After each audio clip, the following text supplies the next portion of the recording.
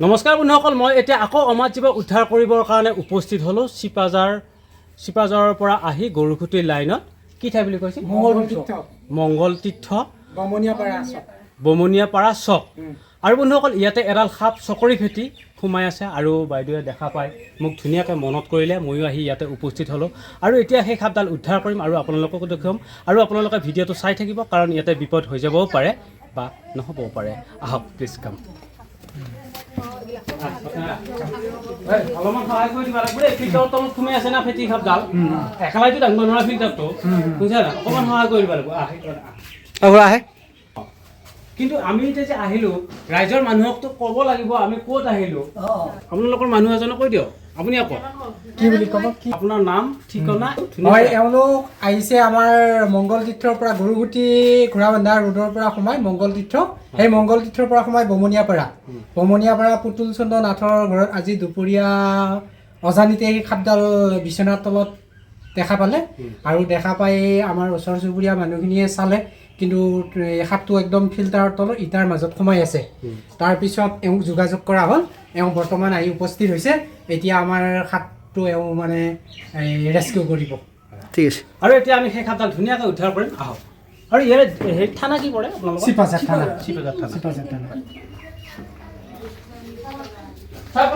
আপোনালোকে দেখা পাইছে, এয়া এটা ধুনীয়া ৰুম আৰু ইয়াতে খাদ্য বস্তু বনাই আৰু তাতে আছিলে সেইখিনি বিচনাৰ তলত আছিলে। বিচনাৰ তলত আছিলে, এই বিচনাৰ তলৰ সন্মুখৰ এইখিনিত আছিলে। প্ৰথম সাপটো এইখিনিত আছিলে, আইতাটো শুই আছিলে ইয়াতে সাপটো আমাৰ এই খুৰীদেউটো দেখা পাইছে। খুৰীদেউ দেখা পাই পেলাই সাপ সাপ বুলি ক'লে, আইতা মানে কাণেৰে ভালদৰে নুশুনে আৰু আইতাই ভৰিখন ডাইৰেক্ট তেতিয়াই দি দিলে। কিন্তু মানে ঈশ্বৰৰ মানে ভাল এটা সহায় আছিলে, সাপডাল সিফালে মূৰ কৰি আছে, নেচটো ইফালে আছে, কিন্তু সঁচাটো নপৰিলে আৰু সাপডাল তেনেকে ঘূৰি এনেকে গৈ সেইটো ৰুমত গুচি গৈছে। ভাগ্য ভাল আইতাৰ মানে ঈশ্বৰৰ কৃপাত একো হেৰি নহ'ল। আইতাৰ ভাগ্য ভাল। আৰু বন্ধুসকল, সেইডাল হৈছে বহুত বিষাক্ত সাপ, চকৰি ফেটি সাপ। এয়া আইতাই অকণমানৰ কাৰণে আইতাক বিপদ নঘটালে সেই সাপডাল ভগৱানৰ ওচৰত বহুত প্ৰাৰ্থনা জনাইছোঁ। আইতা ক'ত? আইতা বাহিৰতে আছে। আপোনাক ভৰিত লাগিছিলে নেকি? আপোনাৰ ভৰিত লাগিছিলে নেকি? ওচৰতে গৈছিলা? মই এতিয়া দেখাই নাই। দেখা পোৱা নাছিলে।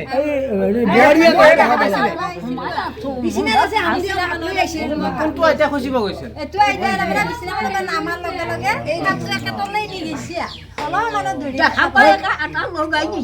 মই দেখা না, মোক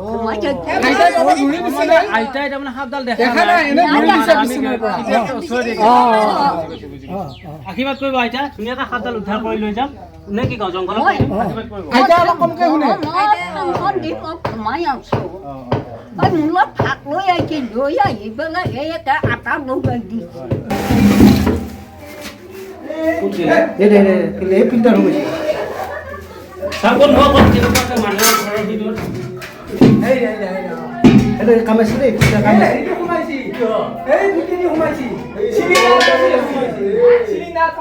চিলিণ্ডাৰত ফাঁচি ৰছী ভালে হৈছে, ভালে হৈছে।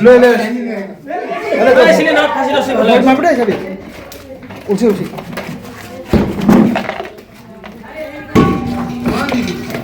চাপনসকল কি বিষাক্ত সাপ!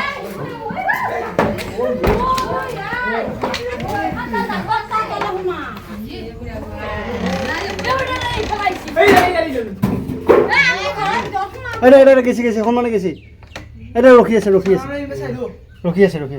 জাগাখিনি একদম ভাল।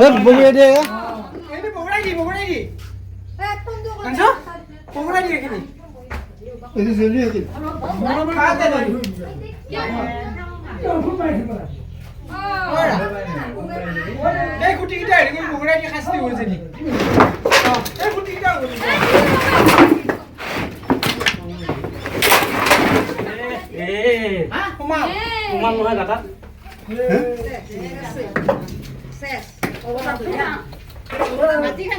জাগাখিনি মই বিৰাট অসুবিধা পাই আছো। চিলিণ্ডাৰ হেৰি সেই খাদ্য কৰা নাই।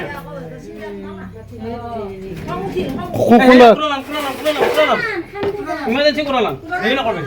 কোৰাল লৈ আছো।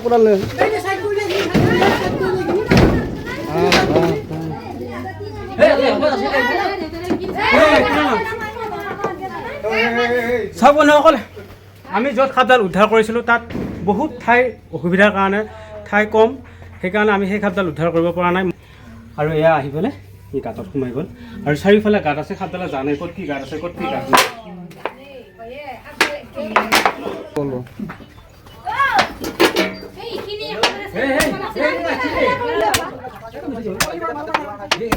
একদম ভয় কৰিব নালাগে, ওলাব লাহে লাহে ওলাব, ধীৰে স্থিৰে। মাৰ দাদা, মাৰ মাৰ মাৰ।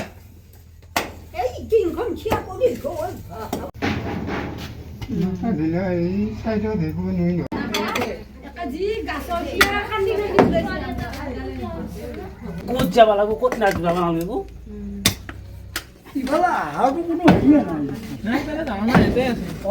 আপোনাৰ মটৰ আছে নি বাইদেউ?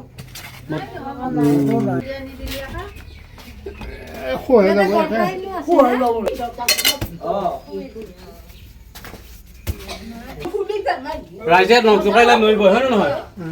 3-4টাই বাল্টিঙেদি পানী আমাৰ 3-4টাই বাল্টিঙেদি পানী মাৰিলে মালো ওলাই আহিব।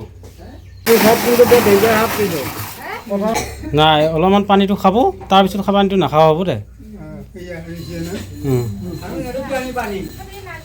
ওলাব ওলাব, গোহাঁই আহ, নামাৰো নহয় তোক। অঁ, লৈহে যাম, ধুনীয়াকৈ জংঘলত এৰি দিম।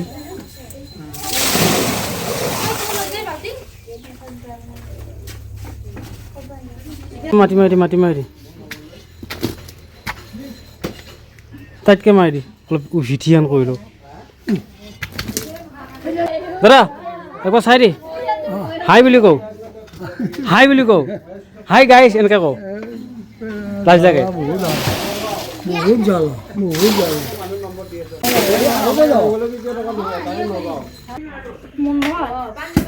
মাথাটো দেখা পোৱা গৈছিল নে নাই কেমেৰাত? মই তইহে দেখা পাইছে।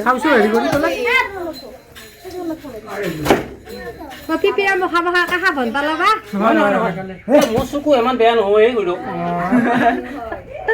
চশমা নিপিন্ধা বাৰু। পানী মাৰি দিওঁ নেকি আৰু? পানী মাৰি নিদিওঁ আৰু।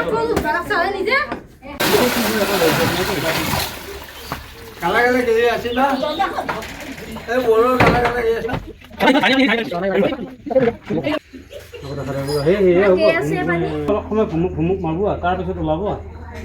মাটিৰ তলত থকা খাপ সেয়ে মনে মনে এই খুটাটো বহুত আছে, খুটাটো বহুত হাল্লা নকৰে।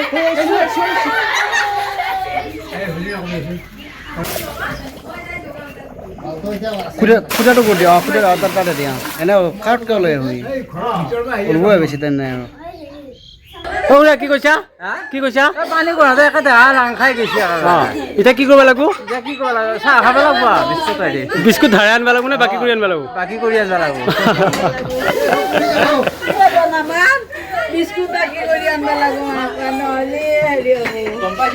আৰু চাওক ইয়াতে সাপডাল সোমাই আছে, একবাৰ মাথাটো উলিয়াই দিয়ে আৰু একবাৰ জিভাডাল উলিয়াই দিয়ে। আৰু এই পাৰ্টনাৰে পূৰা হেৰি কৰিছে, সহায় কৰি আছে।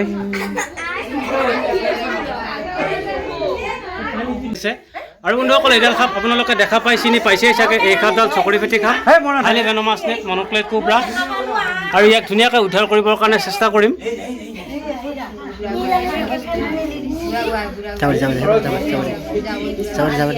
মনে মনে থাকছো ভাই।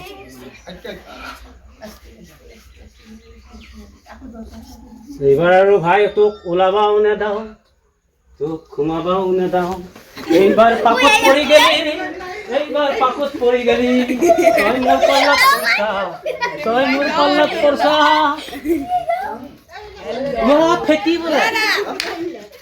বোলে, ফেটি কামোৰ দিলে দাঁত যায় ফাটি। চাওক কি বিষাক্ত সাপ, হাইলি ভেনমাছ স্নেক, চকৰি ফেটি সাপ, মন'ক্লেট কোব্ৰা।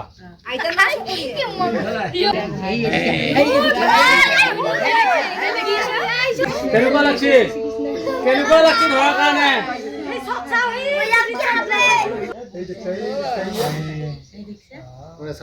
কি চাউণ্ড দিছে এইটো? হাঁচি হাঁচি, তাৰমানে মোক বেছিকৈ চেৰ কৰি আছা। আৰু যদি মোক বেছিকৈ চেৰ কৰা, মই তেতিয়াহ'লে কামোৰ মাৰি দিম বুলি পেলাই এটা ছিগনেল দিছে এই সাপডালে। আৰু এইডাল সাপ চিনি পাইছে না আপোনালোকে?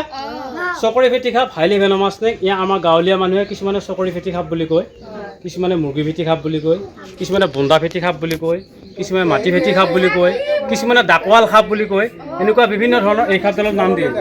কিন্তু এইডাল সাপৰ আচল নাম হৈছে আমাৰ অসমীয়া মানুহে কয় চকৰি ফেটি সাপ, আৰু ইয়াক ইংলিছত মন'ক্লেট কোব্ৰা বুলি কয়। চাইন্সত এই সাপডালক নাজা কাউথিয়া বুলি কয়, আৰু ইয়াক পদ্ম গোফ্ৰ বুলি কয়, চন্দ্ৰনাগ বুলি কয়, পাল্টু বুলি কয়, এনেকুৱা বিভিন্ন ধৰণৰ নাম আছে এইডাল সাপৰ। আৰু এইডাল সাপৰ বিষ নিউৰটক্সিক ভেনম, চাইক্ৰটক্সিক ভেনম আৰু কাইটটক্সিক ভেনম। ইয়াৰ বহুত বিষাক্ত সাপ, হাইলি ভেনমাছ নেক। এনেকুৱা সাপে যদি কেতিয়াবা কামোৰে, একে তৎক্ষণাত যিমান সোনকালে পাৰে সিমান সোনকালে ডিষ্ট্ৰিক্ট হস্পিটেলত যাব। কোনো কাৰণত ওজা কবিৰাজ বেজ মন্ত্ৰ তন্ত্ৰ বিচাৰি সময় একেবাৰে নষ্ট নকৰিব। চাওক বাৰু এডাল কি বিষাক্ত সাপ, হাইলি ভেনমাছ নেক, চকৰি ফেটি সাপ, মন'ক্লেট কোব্ৰা। কেনেকুৱাকৈ মানুহৰ ঘৰৰ ভিতৰত সোমাই আছে। আইতাক ভাগ্য ভাল এই সাপডালে একো দংশন কৰি দিয়া নাই। যদিহে কিবা কাৰণত দংশন কৰি দিলে হয় তেতিয়া ডাঙৰ বিপদ হৈ গ'ল হয় নে নগ'ল হয় কৈছোঁ বাৰু হা। আৰু আপোনালোকে আশীৰ্বাদ কৰিব, কাৰণ কিয় জানেনে, ময়ো এইবিলাক সাপ বিষাক্ত সাপ ধৰি থাকোঁ। মোক খুটিলে মোৰ গাটো বিষ লাগিব। মোৰ কোনো যাদু মন্ত্ৰ নাই, মই এটা ধৰি থাকোঁ সাহস আৰু কলা আৰু কৌশল, এইখিনিৰ ওপৰত ভিত্তি কৰি সাপ ধৰি থাকোঁ। আৰু আপোনালোকে আকৌ মোৰ দৰে আকৌ সাপ উদ্ধাৰ কৰিবলৈ চেষ্টা নকৰিব। আৰু যদিহে মোৰ দৰে কেতিয়াবা সাপ উদ্ধাৰ কৰে তেতিয়াহ'লে হয়তো কেতিয়াবা বিপদত পৰি যাব পাৰে। সেইকাৰণে আমি কওঁ আনুষ্ঠানিক প্ৰশিক্ষণ নকৰাকৈ সাপ উদ্ধাৰ কৰিবলৈ গ'লে হয়তো কেতিয়াবা বিপদৰ সন্মুখীন হৈ যাব পাৰে। আৰু বন্ধুসকল চাওক, এয়া আমি ধুনীয়াকৈ সাপডাল উদ্ধাৰ কৰি ল'লোঁ।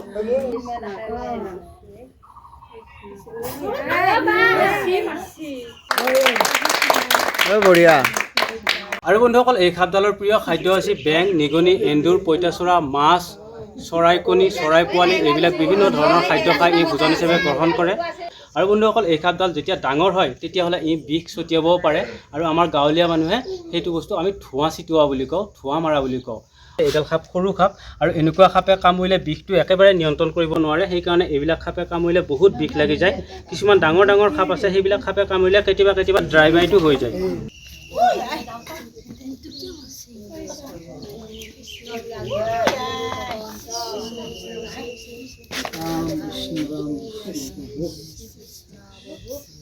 সাপ উদ্ধাৰ কৰাৰ সময়ত ঠিকেই উদ্ধাৰ কৰা যায়, কিন্তু যেতিয়া বটলত ভৰোৱা যায় তেতিয়া বহুত বিপদৰ সন্মুখীন হৈ যাব পাৰে। কেতিয়াবা বটলত ভৰোৱা সময়তে মানুহক কামুৰি দিয়ে। সেইকাৰণে বটলত সোমোৱা সময়খিনিত আপোনালোকে একেবাৰে সাৱধান হওক।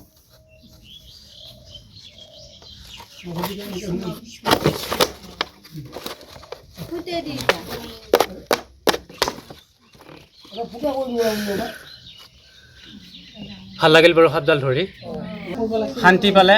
ৰাতিটো এতিয়া ধুনীয়াকৈ টোপনি মাৰিব পাৰিব, হয় নে নহয়? আৰু এইডাল সাপ যদি উদ্ধাৰ কৰিব নলো হয় আমাৰো মনটো বহুত বেয়া লাগিল, নহয়নে বাৰু? ভাগৰ লাগছি দেই। আপোনালোকে যে দেখা পাইছে এই চকৰি ফেটি সাপডাল, এই চকৰি ফেটি সাপডালে মাইকী মানুহ আৰু ছোৱালী মানুহক বেছিকৈ কামোৰা দেখা পোৱা যায়। কাৰণ কিয় জানানে, মাইকী মানুহ আৰু ছোৱালী মানুহে ঘৰত কাম কৰি থাকে, মতা মানুহটো বাহিৰত ওলাই যায়। এই মাইকী মানুহ আৰু ছোৱালী মানুহক সেইকাৰণে এই সাপবিলাকে বেছিকৈ দংশন কৰে। সেইকাৰণে আপোনালোকে যদিহে কেতিয়াবা ৰাতি বিয়াল ওলায় তেতিয়াহ'লে, এতিয়া আপোনালোকে জানে এতিয়া গৰমৰ ছিজন, চাৰিওফালে পানী হৈছে, পথাৰে সামৰে চব পানী হৈ গৈছে। যেতিয়া কেতিয়াবা ৰাতি ওলায় তেতিয়াহ'লে আপোনালোকে টৰ্চ লৈ ওলাব। আৰু যেতিয়া কেতিয়াবা এন্ধাৰ ঠাইত আপোনালোকে হাত দিয়ে তেতিয়াহ'লে এবাৰ টৰ্চ মাৰি চাই কেনে হাত দিব, তেতিয়াহ'লে আপোনালোকে ছেভ হৈ থাকিব পাৰিব। সোমাব অঁ, একো নকৰিলেও ভয় নালাগে। ই হ'ল একেবাৰে বিষাক্ত বস্তু। ভৰিত যদি কিবা কাৰণ খচা পৰে ই লগে লগে কামোৰ মাৰিব, বিৰাট খঙাল খাব, গতিকে একো নকৰে। কিন্তু যদি ইয়াক খচা পৰা যায় বা ই থকা ঠাইত যদি আকৌ কিবা বস্তু আনিব যাওঁতে তেতিয়া আকৌ ই ভাবো আকৌ মোকে কিবা কৈছে নেকি বুলি পেলাই ছেফটিৰ কাৰণে ই কামোৰ মাৰি। আৰু কেনে পালে খুৰা? ভাল পাইছেনে? আশীৰ্বাদ কৰিব আপোনালোকে। এই আশীৰ্বাদ কৰিছোৱে, আগলৈ জানো গুণক এনেকৈ পাওঁ। কাৰণ এইবিলাক বিপদৰ বন্ধু আমি, বন্ধু। বিপদৰ বন্ধু আমি। যদিও বিপদৰ বন্ধুটো এইবিলাক বস্তু বচাই আমিয়ে ৰাখিব লাগিব, বচাই আমিয়ে ৰাখিব লাগিব। কাৰণ যত জীৱ তত শিৱ, নহয়নে বাৰু? এই প্ৰকৃতিত বিশ্ব ব্ৰহ্মাণ্ডত যিমানবোৰ জীৱ জন্তু সৃষ্টি কৰিছে সকলোবোৰ খাদ্য শৃংখলৰ কাৰণে সৃষ্টি কৰিছে। আমি এতিয়া ভাত খাম, আমি এতিয়া যিকোনো বস্তু খাওঁ, কিন্তু এইবিলাক বস্তু আকৌ বেং, নিগনি, এন্দুৰ, পঁইতাচোৰা এইবিলাক বিভিন্ন ধৰণৰ খাদ্য নহয়নে বাৰু? যদি ইয়াক আকৌ বাচাই নাৰাখোঁ তেতিয়াহ'লে কি হ'ব জানানে? গোটেই নিগনিৰ উৎপাত বেছি হৈ যাব, বেঙৰ উৎপাত বেছি হৈ যাব। আৰু তাতকৈ ডাঙৰ কথা হৈছে এই সাপবোৰে আমাৰ নাৰ্ভৰ বেমাৰ যি আছে, নাৰ্ভৰ বেমাৰ, সেয়া ঔষধ বনায়, এণ্টিভেনম বনায়, এনেকুৱা বিভিন্ন ধৰণৰ ঔষধ বনায়। এইবিলাক বস্তু বচাই ৰখাটো আমাৰে দায়িত্ব, প্ৰকৃতিৰ বস্তু। এইবিলাক বহুত ডাঙৰ জংঘলত এৰি দিব, বহুত ডাঙৰ জংঘলত এৰি দিব। বিপদ এটাৰ পৰা আমাক ৰক্ষা কৰিছে যেতিয়াই হয় এইটোৱে ভাল নহ'লে আমি ৰাতি ঘুমাবই নোৱাৰিলোঁ ভয় একো নকৰিলেওতো ভয় পইচা সাপৰ লগতো মই ঘুমাই থাকিয়ে আছোঁ আৰু বন্ধুসকল এনেকৈ উদ্ধাৰ কাৰ্য চলি থাকিব যদিহে আপোনালোকৰ মৰম চেনেহ সহানুভূতি পাই থাকোঁ আৰু যদি চাই ভিডিঅ'টো ভাল লাগিল তেতিয়াহ'লে এই ভিডিঅ'টোত এটা হৰ হৰ মহাদেৱ বুলি কমেণ্ট কৰক আৰু এটা লগতে লাইক কৰক ধন্যবাদ চাওক বন্ধুসকল এইডাল সাপ আমি উদ্ধাৰ কৰি লৈ আহিলোঁ চিপাজাৰ মংগল তীৰ্থ বমনীয়াপাৰা চকৰ পৰা আৰু এতিয়া আমি ধুনীয়াকৈ এৰি দিম এই সাপডাল আৰু বন্ধুসকল এই সাপডালে যদি কেতিয়াবা কামোৰে তেতিয়াহ'লে যিখিনি ঠাইত সাপে কামোৰে সেইখিনি ঠাইত দুটা ডাঙৰ দাঁতৰ চিন পঢ়িব লাহে লাহে ক'লা ৰঙা হৈ ফিকিবলৈ ধৰিব লাহে লাহে পেট বিষাব উশাহ লোৱাত কষ্ট পাব লাহে লাহে বমি আহিব চকুৰ পতা নামি আহিব চকুৰে ধোঁৱা ধোঁৱা দেখিব কাণেৰে নুশুনা হ'ব আৰু বন্ধুসকল এইডাল সাপৰ গাত নিৰটক্সিক ভেনম পায় গতিকে আমাৰ নাৰ্ভাছ ছিষ্টেমত কাম কৰে আমাৰ মগজুটো সোনকালে বিকল কৰি দিয়ে গতিকে বন্ধুসকল সেইবিলাক লক্ষণে দেখা নিদিয়াৰ আগতেই আপোনালোকে চিধাই ডিষ্ট্ৰিক্ট হস্পিটেলত যাওক তাতহে আপোনালোকে সঠিক ট্ৰিটমেণ্ট লাভ কৰিব পাৰিব আৰু বন্ধুসকল এইডাল সাপ আমি এতিয়া ধুনীয়াকৈ এৰি দিম জংঘলত চাওকচোন বাৰু বন্ধুসকল এই সাপডালে মাৰ্চ মাহৰ পৰা 15টা 20টা 22টা 33টা 40টালৈকে কণী পাৰে আৰু ই প্ৰায়ভাগ কণী গাঁতৰ ভিতৰত কণী পাৰে প্ৰত্যেকটো কণীয়ে ফুকি ফুকি যায় আৰু কোনোটো কণী বেয়া হৈ নাযায় চাওকচোন বাৰু ধুনীয়াকৈ এতিয়া জংঘলত এৰি দিলোঁ কাৰণ ইয়াতে মানুহৰ ঘৰ পৰিয়াল নাই কোনো ধৰণৰ বাসস্থান নাই ধুনীয়াকৈ এই জংঘলত থাকিব পাৰিব কাৰণ এই সাপডালৰ যিখিনি জীৱন বাকী আছে সেইখিনি জীৱন ধুনীয়াকৈ এই ডাঙৰ জংঘলত পাৰ কৰিব পাৰিব আৰু বন্ধুসকল এনেকৈ উদ্ধাৰ কাৰ্য চলি থাকিব যদিহে আপোনালোকৰ মৰম চেনেহ সহায় সহযোগিতা পাই থাকোঁ ধন্যবাদ জয় আই অসম